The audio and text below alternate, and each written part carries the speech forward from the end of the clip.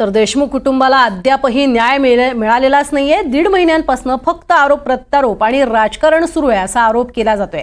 आरोपींना तात्काळ अटक करा, माझ्या वडिलांना न्याय दिला पाहिजे अशी मागणी देशमुख कुटुंब करत आहे। माझ्या वडिलांनी कधीही पंढरपूरची वारी चुकवली नाही, त्यामुळे विठ्ठलानं तरी माझ्या वडिलांना न्याय द्यावा असं साकडं वैभवी देशमुखनं विठ्ठलाकडे घातलंय। देशमुख कुटुंबियांशी बातचीत केली आहे आमचे प्रतिनिधी संकेत कुलकर्णी यांनी।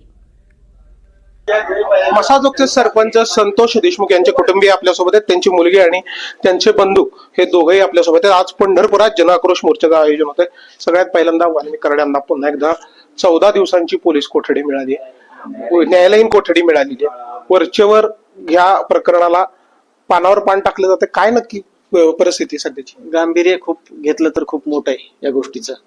आरोपी सगळे एकच आहेत, सगळे एका जागेवर आहेत। कट कारस्थान करताना, घटना घडताना, संपर्क करताना सगळे एका जागेवर आहेत। यांना सगळ्या प्रोसेस अंडर ट्रायल झाल्या पाहिजेत।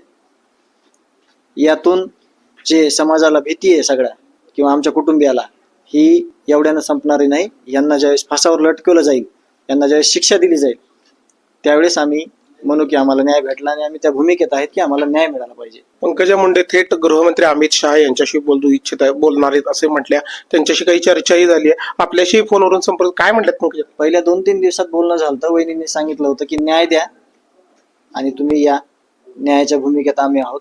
आणि जे गृहमंत्र्यांना वगैरे भेटणार आहेत त्या संदर्भात अजून आम्हाला काही माहिती नाही किंवा त्यांची भूमिका तिथं काय असणार आहे हे पण आम्हाला माहिती नाही। वैभवताई, तुला खरं तर एक प्रश्न आहे। काल परत एक नवीन व्हिडिओ समोर आलेला आहे आणि या व्हिडिओमध्ये अनेक गोष्टी पुढे येत आहेत। काही आरोपींसोबत काही अधिकारी दिसत आहेत, काही कर्मचारी दिसत, काय नक्की? आमची मागणी हीच आहे की माझ्या वडिलांची ज्यांनी हत्या केली त्यामध्ये कोणी असो त्यांना कठोरात कठोर शिक्षा झाली पाहिजे।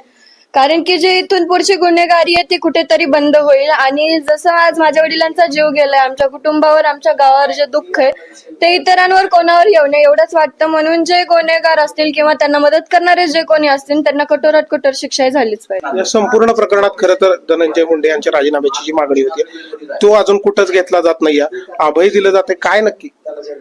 आमची सध्या तर एकच अपेक्षा आहे की आम्हाला लवकरात लवकर न्याय मिळाला पाहिजे।